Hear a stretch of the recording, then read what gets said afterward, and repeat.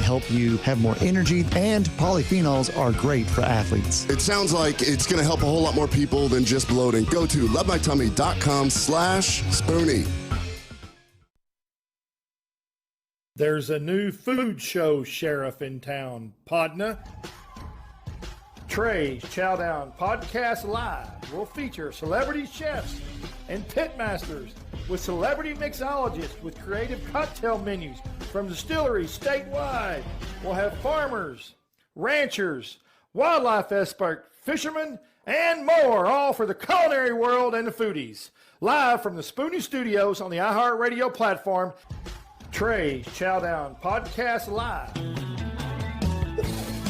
And here we are back again for another Trey's Chowdown Live. And I got some people in the studio today. It's going to be an exciting day. I got Chef Keith Button Hicks, which is now the Rim, and Brent Johnson. That's your last name a while ago. I should have done that. No worries. Brent is owner of the Rim and also Real Mambo, and we're going to talk about all that stuff. But I want to talk about hot topics first. As y'all know, I touched on this, I think, last week, but I just wanted to say it again. After 28 years, Primo's Tex-Mex in Dallas closed in 2013, and they're bringing it back. After 5 years, they're bringing it back, same location. I don't know how that happened, but they are. That's good news. They're a great operation. Yeah, they're bringing it back, and it's gonna have a.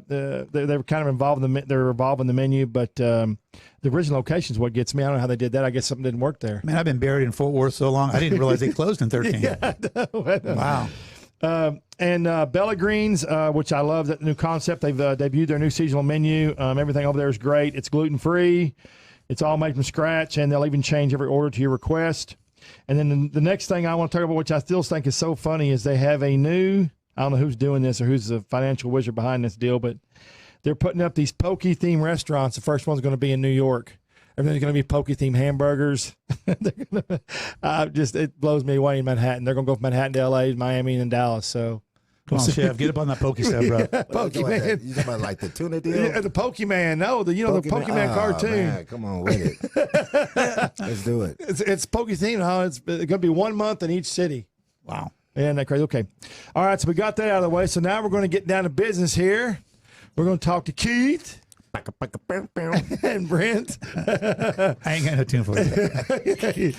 All right, Keith. So, you've been on the show before, and you've tell us a bit about what happened. You've left Buttons now, and you're at the Rim. So tell us kind of what's going on. You're down there now full time?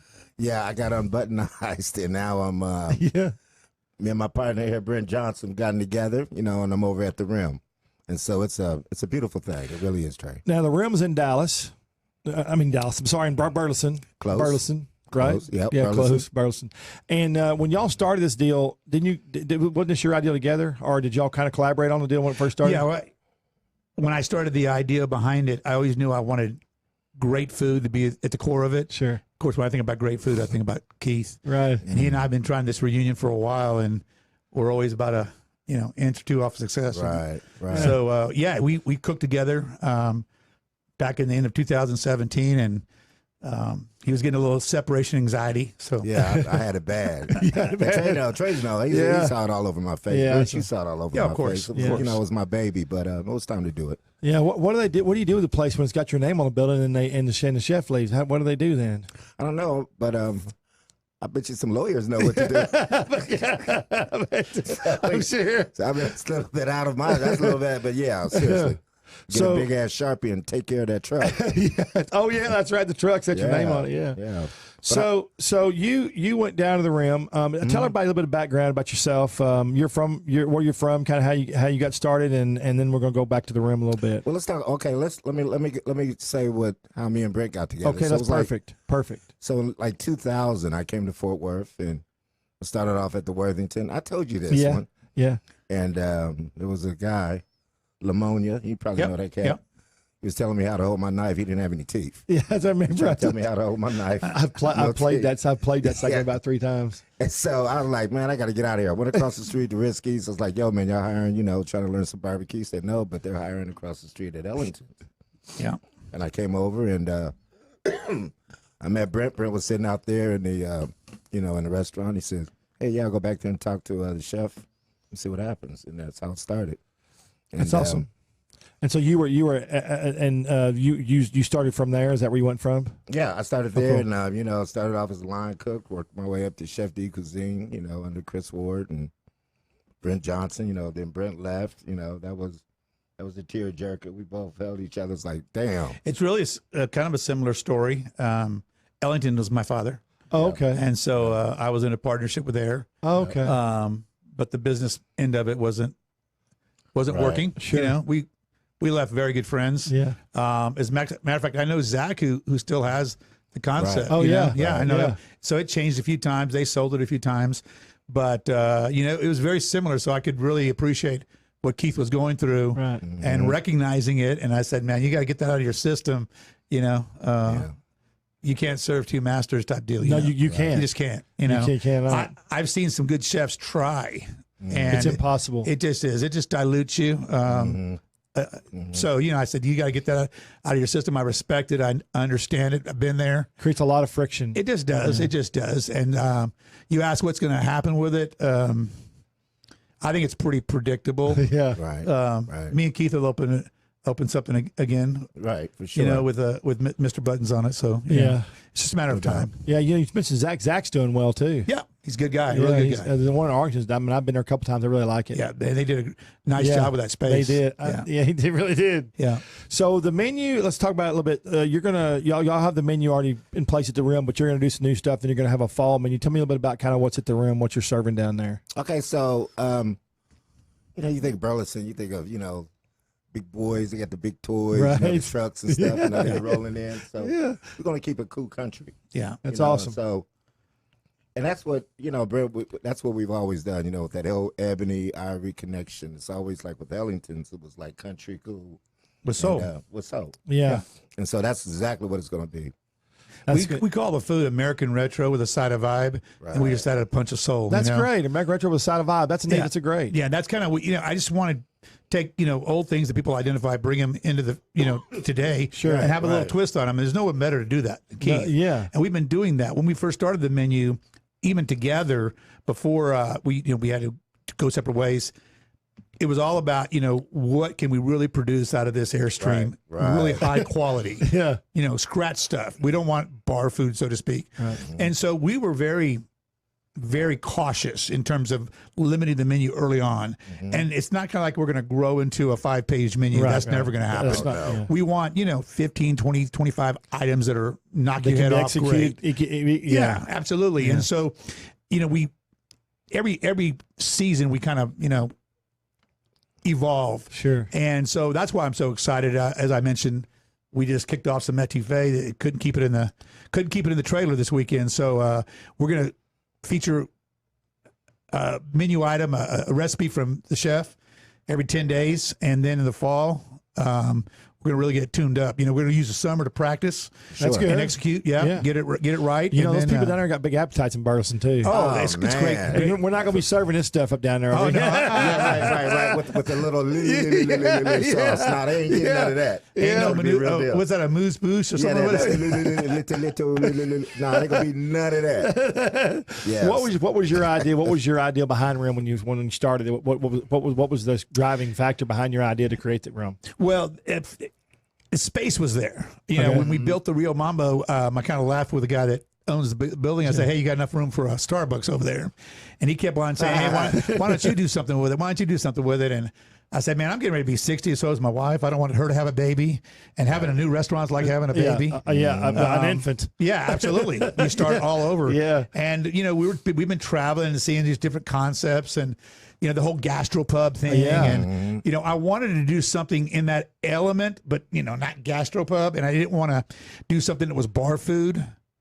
So with all the trucks, the food trucks and all that stuff, I want to do a food truck inside of a restaurant, and from there, we started building it, and it's the first time I've ever converted a trailer into a kitchen. Yeah. And I promise you, should we do another one, it won't be in a 3-story building, okay? Because that was tough. Did everything have to go up? 2 vents straight up, balance it, yeah. Wow. But you know what? Keith is already recognizing, if we know then what we know now, things will change, evolve. Sure. But right now, we're just trying to make the operation, pliable Sure. and easy to approach from anyone. Guys can come in there shorts and sit at the bar and have a great cocktail and have an outstanding appetizer for sure. Or eat. We had 2 people come in for brunch and had some brunch. We just want people to come in and relax. It's a really cool environment with the Marilyn Monroe room and the guitar lounge, and it's just fun. The music is great, which Keith and I have always been into the whole music, the whole experience thing. Sure. So, I'm excited to rev this menu up a little more. They did a study. I don't know who. I read so much stuff about the restaurant business, but they did a study recently, like a month ago, or 2 months ago, and I was telling Teaser this from Dallas. It was interesting because they were asking people what their number 1 priorities were, like 1 through 10, and owning a car and owning a house now are way down the list. But what their number one was experiences. They want to go somewhere, eat food or drink, and have experiences. That's right. The younger people, and so that's a big thing, having experience. That's why so many places do well that have music, they have food, they have a vibrant atmosphere, and that's kind of what you have down there. Absolutely, it's all together. It really is, Trey. People go out now, and the cool part about the Rim is people really enjoy the vibe and the ambiance and the great food. The bartenders have created some outstanding cocktails. The downside, if you will, from a business perspective, is they stay. They like to stay. You can't turn the seats. Hour and a half, 2 hours, 3 hours. Isn't it? That doesn't bother me. It's a good feel. It really is a good feel. So as long as you're buying some beer or something, it's food. It's it's that whole vibe that everyone's together. And Burleson's a perfect place for it because everyone knows each other. So they're sitting across the bar. You see someone over there and someone over there, and it's just it's fun. And that's what drove me to do it. I didn't want to start another restaurant per se. I thought, let's just have some fun. Let me pull some things out of my brain and just throw them up on the wall. But that's a concept you could actually package up and put somewhere else. Oh, for sure. Absolutely. Any neighborhood. Yeah, it really is. It really is. We've how did you get it in everything in the building that you did the food the trailer deal? How'd you do that? Very carefully. It's funny. We just backed that bad boy in. We took the windows off of it. We had to do the measurements. Okay. As a matter of fact, we had to take the axles off to lower it down. And then, so it run right. So it ran it in, and then of course we couldn't lift it too much because half of it's sticking out of the building. Right. But man, I had some good guys who had some great ideas, and that was only part of the deal. Then we put that wood burning oven on the back of it, and because it's just great pizzas. Have some fun with pizzas. Sure. Yeah, sure. And so it was literally created as you go. We had a kind of a vision for it, but where you think you're going and where you end up. Right. But we were real flexible. I had some really talented guys who knew how to deal with stainless steel, and but it turned out real well. I'm real pleased with it. So Keith, what's the menu like now? Like you said, there's like 20 things on the menu or 15 things on the menu. Yeah, so right now it's like Bret said, it's retro, old school. What's the most popular thing on the menu now? Probably right now, I would have to say probably the chicken fried chicken. Oh, yeah, your shrimp and grits. Shrimp and grits. We've had shrimp and grits. We've just upped the game on them, like Keith knows how to do with pork belly and everything else. Pork belly. Yeah. Oh yeah. It's phenomenal. I was eating some yesterday. Yeah, you can't go wrong with that belly. No, you can't. So I think the shrimp and the grits, for sure. we do a mama's meatloaf. That's really good. We really just do it a little bit different way with vegetables. How was the mama's meatloaf? See, I've only eaten one thing there, so I have only been there one time, so that's why I have to excuse my ignorance. I was going to try to get down there before y'all came on the show, and I was been so busy I couldn't get down there. Right. What's the meatloaf? How's the meatloaf made? Well, we start out with it's a recipe that's been in the family for a long time. We do pork and ground beef. Awesome. We saute vegetables, red peppers, bell peppers, onions, mushrooms. We saute those. We mix them in with the meatloaf.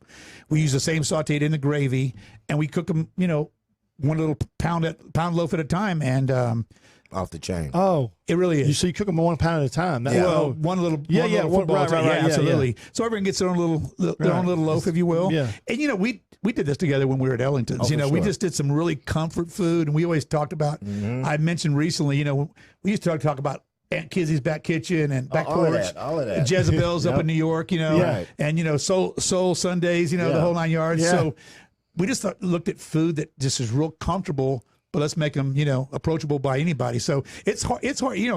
Meatloaf's hit and miss. Yeah, I was just fixing to say that, man. It's hit and miss. They want brown, they want red, they want, And so I said, you want mamas, that's what you want. So let me. So we worked on that together, and all the recipes we sit there and taste. And my only rule is this: taste. If I don't like it, it don't go on the menu. I know good food. No doubt. Fortunately, so does he. No doubt. But we taste it and we play with it and scratch our heads but. It's good. And that's why the whole country or cool or soul food, is like such a win-win, because like right now, a lot of those secrets and stuff are going to the graves. Mm-hmm. And so, somebody's got to keep that going. Like, like Chinese food, they keep repeating that story. Italian food, they keep repeating that story. Mexican food keeps repeating that story. Sure. But that cool country is going to the grave. A lot of people are not. Those kids ain't cooking anymore. No, right. That's what I'm saying. That's what I'm saying. So we've got to. But they sure eat it. They do. But that's what I'm saying. But you got to keep it. Yeah, you got to keep it fresh in your mind. You got to keep it on the dome. Yeah. And so with so many degrees of separation now with food, between the drive-in, people not sitting down eating as a family. Yep. I just did a story on that. All these people are staying at home. Hang on just a minute. I want to talk about that for a minute. I cannot, when I see those commercials for Grubhub and all that food that they're ordering and being carrying, I cannot figure out for the life of me how that stuff is going to be fresh and could taste good. Half the stuff that I see on TV, you can't package it and spend 30 minutes in a car, 20 minutes in a car and have it taste right. What are they doing? But that's one of the degrees of separation. That's part of the whole story of them not sitting at the table, fresh, hot off the stove. Yeah, prepared with somebody's hands of love in the family. Well, my daughter, when I first opened Rio Mambo, I didn't want to cater anyone. Was Brian Irvin the first one? Exactly. I remember I used to do. I didn't want to cater anywhere because I didn't want you to eat my food for the first time in the middle of the field that was cooked 2 hours ago. Right. And but about 3 years ago, the whole parking lot, customer parking only for to-go parking only. Yeah. I just wasn't into that. I mean, first come, first serve, Yeah. Right. But for me to be right, a lot of people have to be wrong, Yeah. So I kept on watching, 4 spaces, 10 spaces, I'm like, So about 3 years ago, I told my daughter who handles the marketing, I said, we just need to get feet first into this third-party catering, just a third-party delivery system, So DoorDash, Grubhub, Favor, Uber Eats. I mean, all of them, we just got, and done well. Yes. Yeah. Yes. We've got, there's concepts in the morning called, oh goodness. I'll think of it in a minute, but they deliver specifically the, medical industry. Sure. And that's gotta be good. It is. It's just, they don't ever have time to leave. No, exactly. Yeah. But to your point, we sit there and I study a lot of different restaurants and we spend a premium amount on our packaging. Yeah. Right. I know that's a big part of it. It is. Yeah. And yet I can go to some very famous restaurants, very popular restaurants who I have a lot of respect for. And they're popping that stuff out in styrofoam and T-shirt bags. Yeah. And I just know my food travels well. But when you get it home, if you have enchiladas, you're going to want to heat it. Yeah. So we have heating instructions, whether it's fajitas or nachos or all that stuff. And so we're going to do the same thing here. So when it gets home, you can pop it in. If you're going to do the microwave, we don't like the microwave, but here's what you do with the microwave because we know they're going to do it. Right. So let me tell them how to do it so they don't ruin it. But here's the best way to do it. Oven at 350, and but it's a new deal because people are. I guess you got to kind of figure out and what works and what doesn't work. The packaging is the biggest thing. Now. It is. It really is because you've got to transport that stuff and. You don't know the guy transporting it. So. And you know what? Yeah. And that's crazy you should say that, man. That's just like, these people that's showing up taking the food, you're just like, man, good Lord. Well, I look over there and, being restaurateur for many years and being in that background, that's the only thing that bothered me was how they're going to transport it. But also, too, I go into these restaurants and this kitchen stuff, and I see these different machines from different companies. I guess does everybody have their own machine? The Uber Eats and all of it. Yeah, there's another company now. I believe it's called Chow. There's some that are trying to bring it all together. So you don't have each different percentage charge, and so yeah, it's changing every 6 months. Challenging, I guess. Yeah, but it's like anything else. It's evolving. The technology is evolving, making it simpler and simpler for the guest to to engage it and utilize it, and for us to be able to get it out the door, because early on, driver shows up, we don't have the order, and but now it's everything's in the clouds and so on forth. Well, let me ask you a question. Have you noticed have sales because of that gone up any? I mean, has they stayed level? I mean, there is definitely some increase. There's no doubt about it. For the amount. But there is a lot of trade off as well. That's why I was just fixing to ask you trade off. Absolutely. About coming in and I got you. Absolutely, yeah. Because people, rather than jumping in the car and going down, sitting on a patio, or eating dinner in the bar or whatever. Hey, I want to watch TV here, and I'm just kind of tired. Yeah. In the past, they really didn't have that kind of option. They didn't have an option. No, pizza. Yeah. Right. Now they can have they can get prime steak. It doesn't matter which restaurant. So if you're not involved in it and doing it, and then doing it really, really well. And believe me, the cost of packaging, good packaging, we have the highest line of packaging. Is it the plastic? The clear plastic that's microwavable, but then we take that and we saran wrap it so it doesn't come out, so it maintains heat, so it doesn't slosh around. We really studied how to do it because I'm pretty. You have to be. Yeah, I know you're gonna get this food. I know I'm gonna make it. It's going to order it, and you're going to want to taste the same as you when you came to my restaurant. Absolutely. They don't want to hear excuses. They just want to taste the same. No, they don't. I don't care if I ordered it 20 minutes ago and the guy stopped at 4 other places. It's not my problem. No, it's, and they're not mad at Uber Eats. No, so our name's on it. Yeah. So, but it's a good thing, I think. And it's also, it is so important too, like just to make sure all elements are in the bag, because your sauces are usually on the side and stuff. So you want to make sure everything gets there.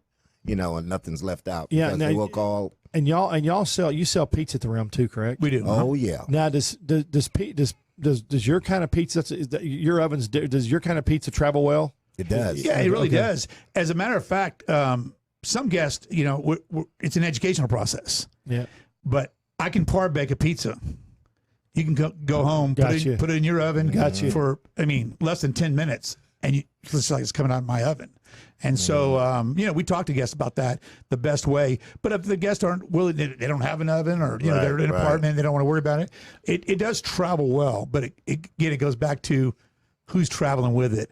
And I will tell you that early on, some of the people of these companies were a little questionable, but more and more, they're pretty sharp people. I don't think they can stay in business if they don't get it figured out. No, exactly. Yeah, especially with that the way it is. Mm-hmm. Okay, so cocktail menu down there. You said you're doing cocktails too. Yes, sir. And are they various kind of creative craft cocktails? We get the Marilyn Monroe going on, Xana's Cosmo. We just have fun with it, and it's really funny because Xana's my wife, Rosanna. We're grandparents, but we refuse to let him call us grandpa and grandma. So I'm Mambo, she's Xana. And it's really funny. Our number one cocktail is Xana's Cosmo, and my wife doesn't drink, But, right. Oh boy. Yeah, but she wanted her name on the menu, so she got it. But no, every quarter or so we're playing with different cocktails. We haven't done with Keith yet. We've done a tequila dinner, and we've done we've done a tequila dinner, and we've done 2 tequila dinners.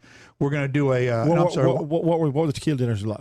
Tequila dinner. We did a Republic of Texas. Okay. And 4-course. The chef would present 4-course. We usually have about 40 or 50 people. Then we did a wine dinner. Is it a different tequila with every course? Yes, absolutely. Okay. It's just fun and educational. Yeah. It's very interactive. It's an experience. Yeah, it is. It is. And listen, the chef is center stage. The chef, and of course whoever's presenting the beverage. And so we're going to do a whiskey dinner here, and then probably in August. And we'll talk about it. But it's just it's fun. It's taking food, beverage. It's taking people. For sure. And we have some regulars who just love doing that. Isn't it amazing how the last 15 years, this is what I tell everybody, food has become like a rock star, and the chefs that make her now celebrities. And I've just seen this evolve, especially the last 10 years. It's really gotten big. I think it's social media and Food Network, but it's amazing how it's transformed. Well, I like the fact that Keith can leave the kitchen and go out and talk with people at the table about the food, where it's from, how he does it, and just interact, right? Because people enjoy Engagements. that. Absolutely, Yeah. absolutely, and he's always been that way. And but so this is a you know that. Yeah. What? So I got a funny story. I love to tell stories. I came by Buttons one day and he was slammed, man. I was sitting out there and I said, "Hey man, tell Keith I'm going to say hi to him." Hey, we're going to go to a break real quick. We'll be back in about 3 minutes and 3 seconds. We'll be back. See you.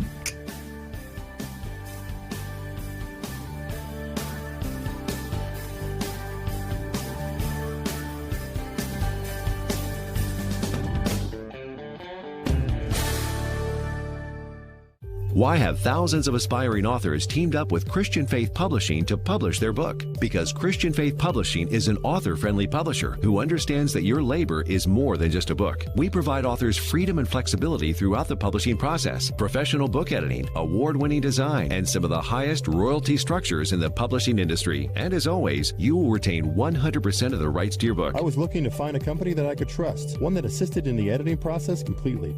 The most important qualities that I was looking for was a publisher who was honest and upfront, no hidden costs or fees, and owning the rights to my own work. Christian Faith Publishing will publish, market, and sell your books in all major bookstores, online booksellers, as well as specialty Christian bookstores. Call for your free author submission kit. 800-978-4812. 800-978-4812. 800-978-4812. That's 800-978-4812.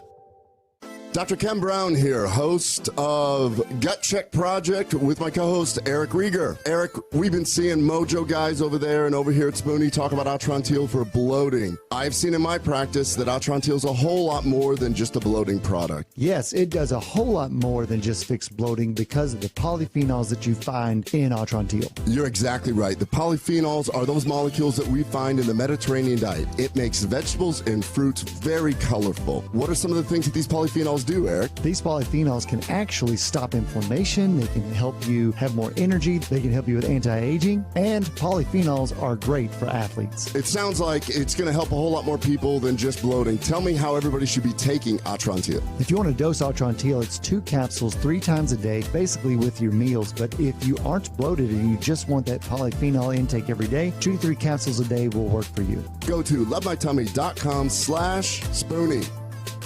Yes. He knows I'm working it out. And so we're back again on this great network, Spoonie. I still can't figure And we're back again on Spoonie. I still can't figure out how I got my own show, but boy, it's doing well. So we're back on Spoonie now. We got some of the dishes out here from the rim, which is awesome. So, Keith, let's talk about these a little bit. I want everybody to see these. Yeah. Y'all focus on these dishes right here. Okay, so that right there. Which one is this, Keith? That would be the shrimp and grits. About to pour down onto my Birkenstocks. I see some pork belly there. And that is pork belly. And I got some over easy eggs, the Holy Trinity, the peppers, celery, onions. Boy, it looks delicious. Look at that shrimp. You got to talk about them grits too, man. Yeah. The grits. Those grits started off at Ellington's. Yep. It started off at Okay, Ellington's. that's awesome. Yep. And there was a cat named Bob Iman. He used to come in there all the time. Yeah. I want grits, Keith. Grits. And he still does that. He tells why he's always, and he tells that story. So it'd be the heat of the battle. We're getting smashed on a Friday night, and Bob would come in there wanting some grits. I would stop and go make grits for Bob. And so these grits been around a while. Then. Oh, they've been around a minute. So what's all on the grits? Well, it's got peppers, celery, and then a little of that good sauce. The cheese grits. Yeah, they cheese grits. Yeah. I know you want to give the whole secret the type away, of cheese is shrimp. Yeah. Okay. And that's how we do it. That's some big shrimp too. Oh yeah, that's those 10-15s, baby. And I love. I'm a big pork belly guy. Oh man, pork belly's made a huge comeback in the last 10 years too. It has. It has. Appetizer in dishes everywhere. And I think that's because of all the barbecue shows and the chefs doing all the stuff with the pork belly and making it thick and cut. And it's just for those who've had the PBLT, the pork belly bacon and lettuce, it's getting ready to take another jump. That's a dish down to rim. PBLT, we do a PBLT. Yeah. Pork belly, bacon, lettuce, tomato. It is it's turned up. But yeah, is it thick or is it thin? It's thick. It's thick. Keith knows Burleson size. He understands pork belly. Yeah, so we about to raise the roof up on that. Make it all Jesus, make it all cool, which is all good. All right. So what is this dish right here? That is Z Crawfish Etouffee. Look at that. Look at that. And I know it looks a little dark, but it's not gumbo. No, Trust it looks me, you'll know great. the difference. The mud puppies are swimming around in there, but it's those spices, man, It looks great. that turns it up a notch. Yeah. And trust me, that plate right there It looks good. is very cool. All right. Yeah. That looks great. This is is this new to the menu too, or has it been on there? No, we rolled that out Saturday. Oh, Yeah. okay, Yeah. awesome. Yeah. So He that's all called me good. Friday, say, "Hey, can we do some etouffee tomorrow?" So how'd it do? Oh man, it blew it out. That's awesome. Yeah. Yesterday too. All day. Yep. You did some yesterday, but Still it was rocking. awesome. It was awesome. People are digging the etouffee. Yes, Yeah. they are. Yes, they are. So I want to talk some more of the menu, but I want to tell you the stories. But Keith always likes to go out and talk to people, and he was getting slammed, and I knew he was getting. Man, they had all people waiting. I mean, they were just slammed, and I said, I hadn't seen Keith, and I said, tell that son of a bitch. I said, come out here. I want to say hi to him. He didn't come out. I walked about, and he said, Trey, I can't go out. I can't make that walk right now. It'll be 3 hours out there talking to all those people. That's happened. I got to run the kitchen. That happens. Yeah, because you can't like put your blinders on and go straight Right. to one person. No, you because can't, because they all people grab like- you. Keith. It's like this the whole time. So you got to make sure all your stuff is turned off. Yeah. All your ducks are in a row before you make that walk. Expose all empty. Yeah. Expose all empty. Yeah. Dishwasher's doing his thing. Yeah. That's Tell him the dishwasher story. You remember that? Yeah, you did. That dishwasher. Yeah. We was like, boy, you better get your ass back there and wash them damn dishes. Yeah. Somebody out there. He was He was dancing. out there dancing, working the room. I'm like, I was sitting there talking to Trash like, is that my dishwasher? I was like, wait, hold the hell up, Trey. I'll be back in a minute. The dishes were staying. This kid was dancing with all the women. Well, Yeah, well, hey, he was. That happens. Yeah. And I mean, it was just a crazy. But I mean, in the restaurant business, and I tell people all the time, the restaurant business is the microcosm of life. It is. If you can I agree survive with you. those four walls, because you go in there, liquor's there, Right. women are there, Right. dudes are there. Right. I'm quite sure if you look hard enough, you can find, some drugs or whatever. It's all Seedy in those four- stuff. Seedy stuff. Stuff you're not supposed to be doing. That's right. Gluttonous is Yeah. all there. Yeah. And when we turn our key, we're surrounded by this all day. Yep. It's not like everybody else that comes in there for happy hour. No. This It's is the number what one we do this profession. all day. And so if you can survive those four walls, Yep. outside those four walls, it's easy. That's the easy. number one profession for alcoholics now. The microcosm of life. Police officer or the security service business. I don't know. It's kind of funny, but yeah. So okay. So what? Real quick, I'm gonna give the rundown on the menu. You got. and we didn't talk about the messy. Oh yeah. Sorry. Messy. Hey, don't trip on the messy. Don't let the smooth. Hold up, yo. Don't let the smooth taste fool you on this one. This one here is a beast. It's got that jalapeno mayo. Oh, that's 3 good. meats, a demi, brown gravy. A brown gravy, Jay Novacek, you would be proud of. I know you like your brown gravy. And then it's got the shredded lettuce. But this is off the chain. What's it called? The hot messy. It's called the messy. The messy. Yeah, it's the real That's deal. awesome. Okay. I love the trade song. Messy, much love. Represent, baby. Represent. So you got pizza dinner too. Yes. Hamburgers, obviously. Oh, yeah, for sure. Hamburgers. For sure. And then you're going to bring a new item out about every 10 days. we do a tenderloin. He does a hell of a tenderloin. Oh, yeah, tenderloin. Oh, yeah. yeah. Yeah. And that's our goal. Like, I love since we tenderloins. we did some steaks Yeah. back in the day. Mm-hmm.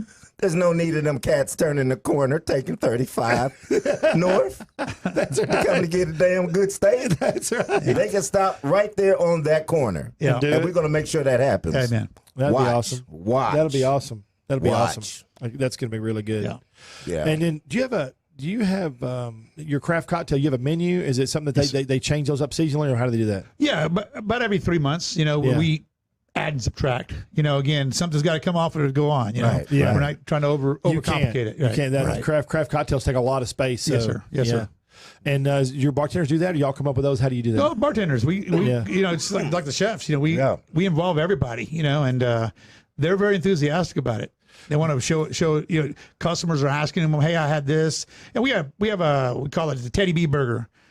Oh, Teddy B. Representing Teddy B. Teddy He B. came home from Kansas City, told me about a burger he had, best burger he ever had, and I said, "Well, we can do that better than they can." What is it? Tell me It's what a it is. hamburger with coleslaw and barbecue brisket Oh yeah. and That same you song. can't, the same songs, right? You can't give the whole secret No, away. I know. Mama slapped me. Yeah. That's awesome. But so we listen to the customers what they want. We really do. We're not trying to necessarily reinvent the wheel. We're just trying to put the wheel on a little different. Is all we're doing. Well, plus you got a neat concept. Yeah, thank you. There's not another one like it in Burleson, which is good. Yeah.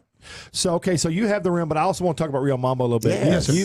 I love that concept, and I remember eating at the first one over at Brian Irving quite a bit when I used to live out in Alito, right? And I'd hit that. That's the closest place. Yes, sir. For realistically, from Alito's coming that way, right? So you have how did Real Mambo start? Because you were doing a different concept before that. Yeah, I was Mexican industry back in the '80s. Honestly, I grew up in San Antonio. Okay. My brother and I, he's also 6 kids. We're all in the restaurant business. 3 figured their way out. 3 of us stayed in. My sister and her husband have 2 Chick-fil-A's. My brother had Chick-fil-A's a good business. Oh man, bird nest on the ground. Yeah. I called printing money. No doubt. My brother had Wendy's and he sold. He's sitting pretty, he's doing real well. But we were all at some point in the restaurant business, like my mom. My mom waited tables, raising 6 kids. My dad was in the military, so was one of the others. So we wanted to open a restaurant on the San Antonio River.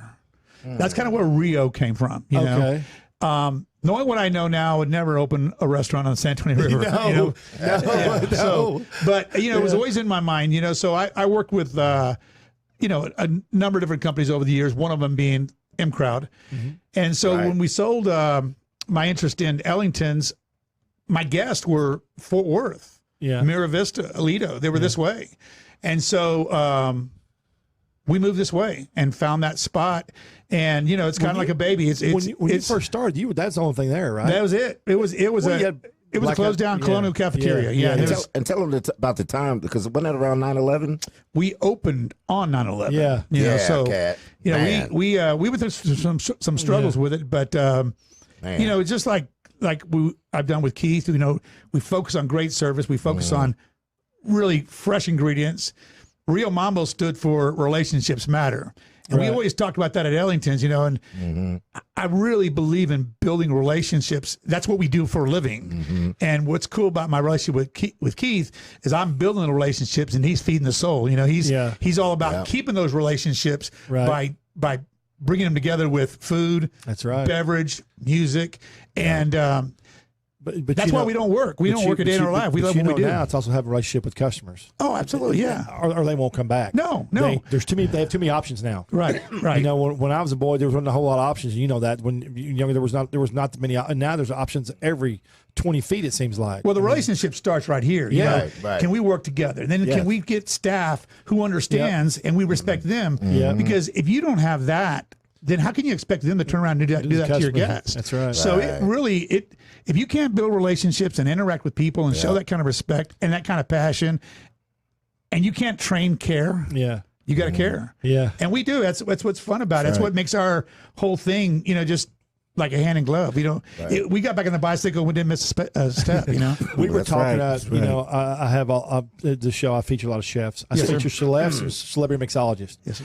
And we were talking 3 weeks ago I was talking with a chef about how back at the house has changed, where it used to in the 60s, 70s, the chefs the atmosphere was you'd be scared to work. They would scare you and nowadays all that screams up. You can't keep a kitchen help, and so nowadays it's turned to more relationship, more communication, more working together as team effort, not being scared to work right there. And that's changed the whole industry too, I think. Absolutely. I agree. Yeah. That's awesome. Yeah, so it's wild. It's really wild. Your cooks come from all walks of life too. So and I find it very hard to scream at people that are carrying around knives. Well, first of all, they're doing a job nobody else wants to do hardly. Right. And it's hard to find people to do that job nowadays anyway. It's hard to find people to work, period, to do anything. Right. And so just to holler and scream at them, just not a... No, and here's the deal. They need to be feel wanted. It is probably true about any position, Trey, but I find that cooks or even kitchen people that are successful, they have a tremendous amount of pride. Right. Yes. That's the key. Anything else, you can teach them, use a knife, you can teach them all that. Right. But if they don't have pride in what they're doing, and they do that every single time consistently, kind of have a hard time having pride when you're not being respected, you know? Right. And so, those relationships in the kitchen, just all the way around. But pride is the number one thing, because they're the ones putting the food in the window. Yeah. Right. So we've been really fortunate. I've got guys been working with our company for 20 years in the kitchen. Yeah. Literally in the kitchen. Eloy Reyes is my executive chef at Rio Mambo. Yeah.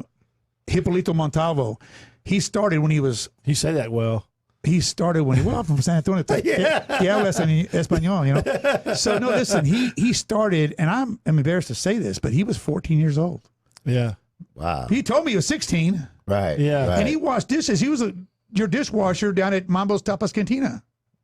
Big tall guy. Yeah.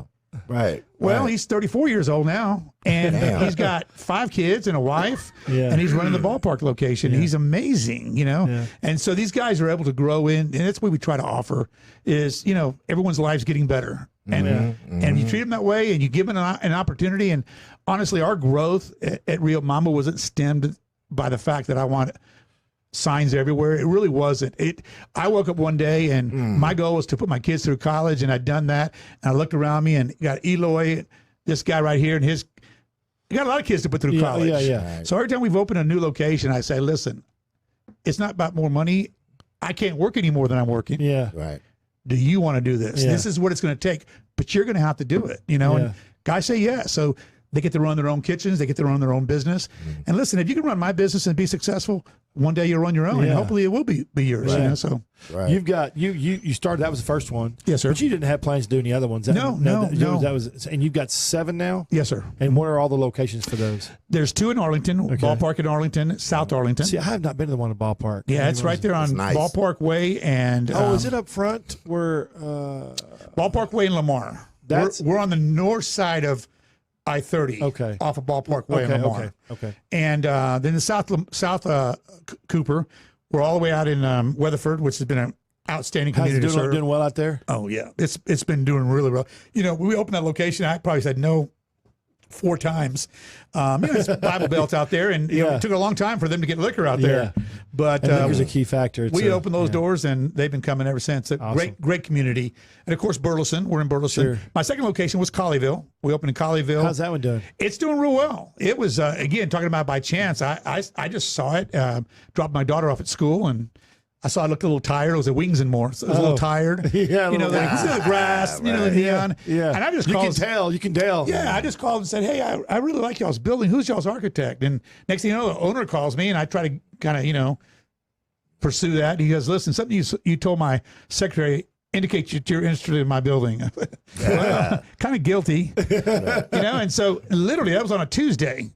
We had a deal on Thursday. 30 days later, he gave me the keys and all the equipment. That was in 2005. And so we've been serving that community for almost 15 years. Does. Yeah. Amen. But it's fun. It's an adventure. I think I've mentioned to you a little bit earlier about we have a joint venture, if you will, at the airport. Which terminal is that in? It's in the international airport. Okay, the big one. Yes, sir. 2-story? Yes, sir. Star Concessions does an awesome job. Gilbert Aranza, who's the president of Star Concessions, is a great operator. He's got great people. Molly Standridge, Andre. They've got some great people. You got to love what you do to run a bunch of different concepts. Yes, sir. Yeah, and that's right. That's right. I mean, and they do. They understand airports. You know what? Tell people that listen now that don't know anything about running a restaurant business in an airport. Tell us a little bit about what that's like. Tell like the knives. Tell the. Well, let's start with the employee, the employee market. The employee market. Those guys go through a stringent background check, and we're not just talking E-Verify. Yeah, they go through a federal background check to get this. So you got to figure out how many people can pass a federal background check.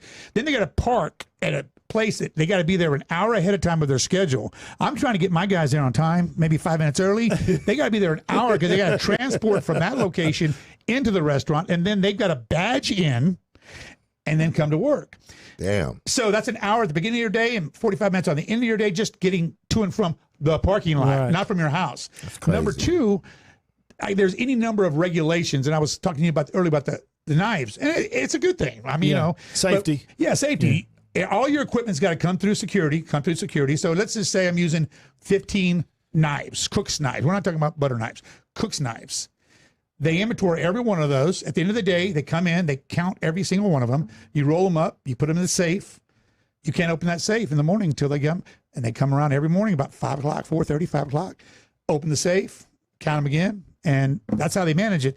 I can tell you 15 more, 20 more, 30 more, how many of you want it. We don't have enough time, but the regulations there, running our business is a challenge at best, But so at an airport, and the reason I say this to you is because when we were friends, we had 125. We had Dairy Queens, had some church fried chickens, and my dad in the 80s bid on the restaurants to go in the terminals out at DFW, Dairy Queens and churches. Yeah, and he didn't get it, but I remember reading all the regulation stuff, and that was minuscule at that time compared to this now.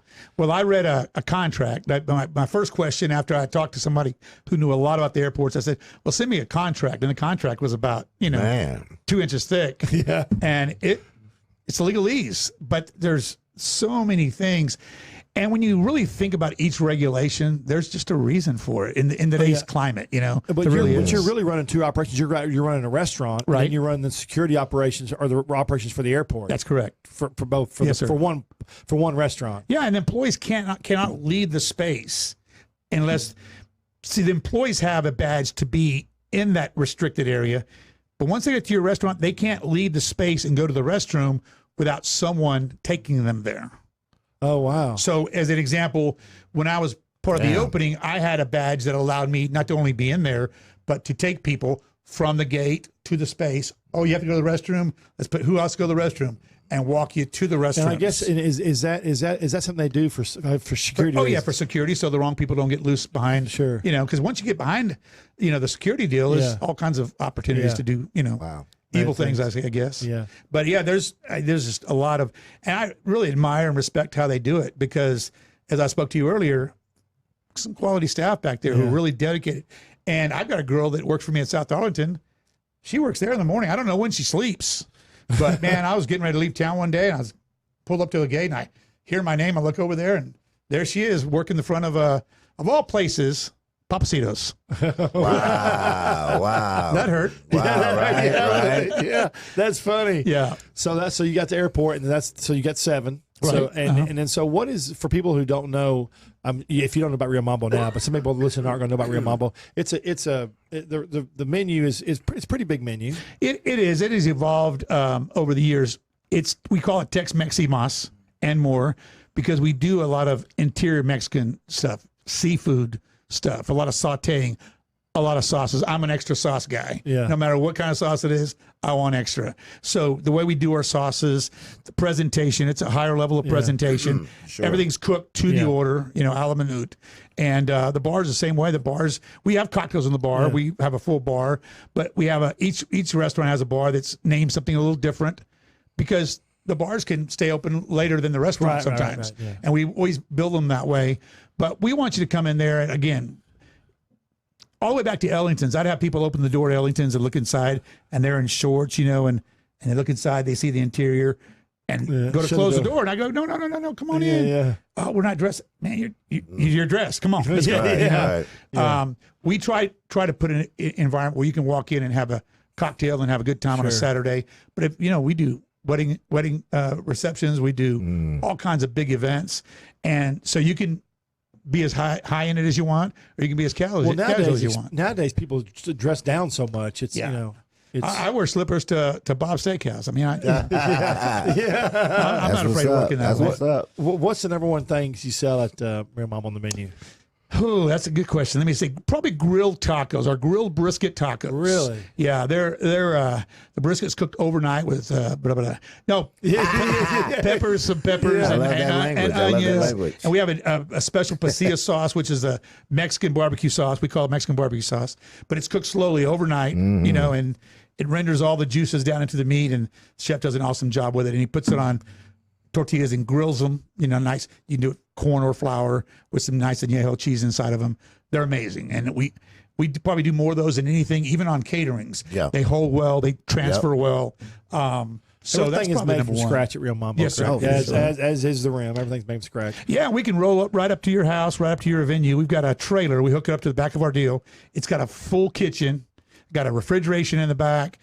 We can set up the restaurant and cook anything you want to on site. We just did that in Colleyville at the Guitars and Stars event, and it's a lot of fun, and it goes back to the fact that I'd rather come out there and cook it right there and hand it to Fresh. you than cook it to you and put it in a, in a pan. I don't like these restaurants now that are trying to do other locations and they're heating and trying to cook it in one central commissary and then try it just does not taste good. No.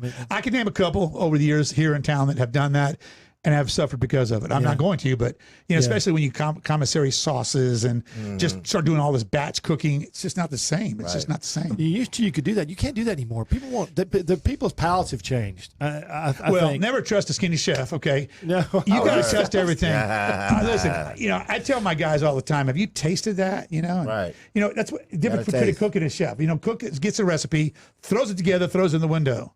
Man, a chef doesn't need a recipe. He just needs ingredients, puts them together. He's tasting it. I'm sorry, guys. He's tasting it. We're tasting it all the way through, just like Mom does, right? Yeah. And so it's all about tasting. You can't put a recipe together and say, okay, put 10 of this. Produce changes, flavor.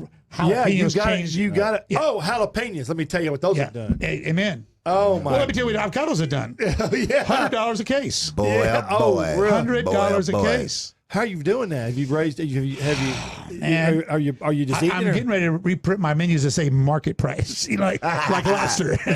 Well, I mean, you can only bite off so much. You can only bite off so much. Yeah. I talked to an operator yesterday. She has a Mexican restaurant downtown, and I interact with these guys. It's all the same community, and she had said she stopped serving it, so I gave her a few hints. I can't share them with everybody. How many cases? How many avocados in a case? Quite a few. It varies 48 to 60. Yep. 48, so 60. if you divide that by 100, that's expensive. And what when you make if you go to the store right now, they're $3 a piece. If you make do you do table side guac? Yes, of course. Okay. How many avocados is that? 2? Typically, it's 2. Yes, sir. Okay. God dang it. Yeah, it's 2. So you go to the store, and people who know who go to the grocery store, they understand it's gone up. Yeah. I was at a restaurant. I was checking out a restaurant this weekend. And the young lady came to me and she said, I said, I'm going to try your fajitas. And she says, would you care for guacamole with that? Which it comes with it. Yeah. But there's a lot of people who don't like guacamole. Yeah. Believe it or not. Yeah. I bet 40% of our, maybe that's a little high, but I see guacamole getting thrown away and I cringe. Yeah, no, you do. I do. So now what we do is we ask, but the odd thing about that is if you're paying for guacamole in that price anyway, if you don't want guacamole, we don't put sour cream and cheese like a lot of restaurants do, because I don't want to charge you for something you're not going to eat. Right. A lot of people don't eat that. I don't eat sour cream and cheese, so I price my food at X, and if you want more, it's $1. So now what we're saying is, you get choice of 2. You get pick of the gallo, and you want sour cream, cheese, or guacamole. And people love it because a lot of people, I can get cheese because they don't eat guacamole. Yeah. My daughter's, I don't know whose daughter she is, but she says she's mine. She's allergic to avocado. So she doesn't touch it, So, but it's crazy. It's over 100. It's supposed to stay that way for the next month. So. Is that for the what's the clock? Is that for the trade stuff going on? I think it's a little more cartel, or it may them be messing with. They're stopping those trucks from moving in Mexico, and it's horrible. The avocados. The government doesn't run Mexico down there. The avocados are just dying. I mean, just fresh avocados are dying because they can't move. They won't let them move. Okay, so all right, guys. So the Rim, and that's RIM in Burleson. What do you have a website for the Rim? We do www.therimrestaurant.com. www.therimrestaurant.com. And even if you haven't gone down there, you got to look it up because almost everybody in this area, whether you're from Dallas, Fort Worth, Weatherford, you got to go through Burleson, go to Austin, you come back, go to Burleson, check it out. That's www.therimrestaurant.com. Rio Mambo, what's one for that? RioMambo.com? RioMambo.com, yes, sir. Pretty easy, isn't it? Yes, sir. RioMambo.com. And if you're trying to get a hold of us, as usual, it's Trey's Chowdown. That's Trey. I always say Trey with E. Don't put in Trey with A or you're not going to find me. Yeah. It's Trey'sChowdown.com, and we have everything. We have our chef page, all of our live podcasts on there. We have a restaurant guide. Boy, it's huge. We have one of the largest food sites in Texas now. It's awesome. So, yeah, we really like it. So, we will be here every Friday, next Friday, 10 o'clock. And I forget who is next Friday. I think it's Victor, Chef Victor from Fort Worth. He was awarded, one of the upcoming chefs in Fort Worth. He was fun to interview. Well, don't let him kid you here. He's got a pretty nice little deal over here. He got nothing on. I mean, diners. What is that? Diners driving to dives. No, man. Trey's got it hooked up here. Trey's Chow down, and this is a cool little place he got going here. Yeah, diners driving and jive. That's what's up. That's right. What's up. That's how we get down. And Keith, man, thank you so much again for coming in. Trey, you know I love you, brother. It. You know I love you. And Brent, thank you, man. Thank you. Thanks for the opportunity. Yeah, we'll have you back. I'm excited for y'all to get the new menu done. Amen. For sure. Let's get it done. Come back and show it to you. Yeah, that'll be fun. Absolutely. Yeah, we'll have we're gonna, you'll be the first to know, Trey. You'll be the first to know. And we're putting in we're putting another camera here so we can get zeroed down on food. Oh, nice. So when we come back, we'll be able to have all the food stuff, which would be kind of cool. Cool. That'll then we'll just drag the trailer over and cook it outside. No doubt. Oh, hell yeah! That's how we roll. We got the World Food Championships coming up too. This year it's in Dallas. Oh yeah, first year ever in Dallas, and it is. Oh my God, it's going to be huge. I mean, it's a big deal. So y'all need to be sure you come to that. Oh yeah, come check notes for real. Okay, we're almost done here. Okay, and one more time, I want everybody to write this down. TheRimRestaurant.com. I want y'all to go see Keith. It's important you go down and see him. Chad Prather's coming to see you. Chad, come on, Chad. And then one more time, Brent, thank you. Keith, thank you, buddy. Thanks, man. Thank you. See y'all next week. Trade day. Yeah.